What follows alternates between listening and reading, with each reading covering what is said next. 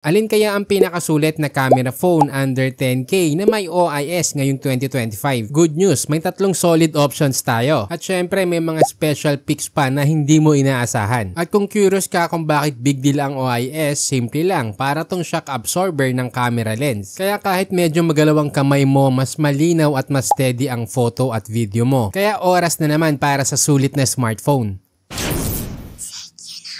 Sa number 3, kung gusto mo ng phone na loaded sa feature, panalo ang Infinix Note 50 Pro. May 6.78-inch Full HD Plus AMOLED display na may super smooth 144Hz refresh rate at hanggang 1300 nits. Kaya solid sa viewing. Sa performance, may Helio G100 Ultimate with 8GB RAM at 256GB storage. Kaya kahit multitasking at casual gaming, walang problema. Pero ang standout dito is yung 50 megapixel main with OIS. Kaya malinaw kahit gabi at less shaky. Sa harap naman may 13 megapixel selfie cam na sapat na para sa social media upload. Dagdag pa ang 90 watts fast charging at 30 watts wireless charging plus may RGB at JBL stereo speakers. Kaya all-around performer na may extra premium feels. May SRP na 10,573 pesos. Sa number 2, kung gusto mo ng 5G ready na phone, ito na ang sulit option, ang Poco M7 Pro 5G. Meron itong 6.67-inch AMOLED display with 120Hz refresh rate at sobrang liwanag na hanggang 2100 nits, kaya perfect para sa outdoor shots. Under the hood, naka-Dimensity 7025 Ultra na may AnTuTu score na around 484K, kaya kayang-kaya na din ang mga editing apps tulad ng CapCut. Sa camera side naman, may 50 megapixel main shooter with OIS plus 20 megapixel selfie cam, kaya malinaw sa TikTok at IG stories. Sa battery, merong 5110 mAh with 45 watts charging na sapat na sa buong araw para sa average na gamit. Bonus pa yung dual stereo speakers, IP64 resistance at under display fingerprint sensor. Kaya kung gusto mo ng balance sa performance at stable shot, sobrang sulit ng Poco. May SRP na 9,999 pesos. At ang top spot natin, walang iba kung hindi ang Tecno Camon 40, budget king pagdating sa camera. May 50 megapixel main camera with OIS, pero ang edge niya is yung kanyang sensor at meron pang 8 megapixel ultra wide. So hindi lang stable shots, kundi meron ka ring wide perspective para sa travel o group photos. Sa selfie side, standout ang 32 megapixel front cam, kaya malinaw para sa selfie at vlog. Yung display is 6.78-inch AMOLED with 120Hz na may Panda King glass protection. Sa performance side naman, naka Helio G100 Ultimate with 8GB RAM at 256GB storage, pero mas panalo sa software dahil 3 major Android upgrades. Pagdating sa battery, merong 5200 mAh with 45 watts charging, tapos meron siyang IP66 rating. Kaya kung camera ang pinaka-priority mo under 10K, ito yung best choice sa presyong 9,700 pesos. Ngayon, bukod sa top 3 natin, meron tayong special picks para sa mga phones na sulit pa rin i-consider. Uno dyan is yung Tecno Pova 7 at Redmi Note 14. Pareho silang may 108 megapixel main, pero dahil wala silang OIS, hindi sila pasok sa main list. Kaya kung photo at budget ang priority mo, panalo pa rin to sa presyo. At ito yung pinaka-astig. Kung makakachamba ka ng sale, sulit na sulit tong Poco X7. Parang pang mid-range na camera phone sa presyong under 10K lang. Imaginein mo, pag sale, makukuha mo lang siya ng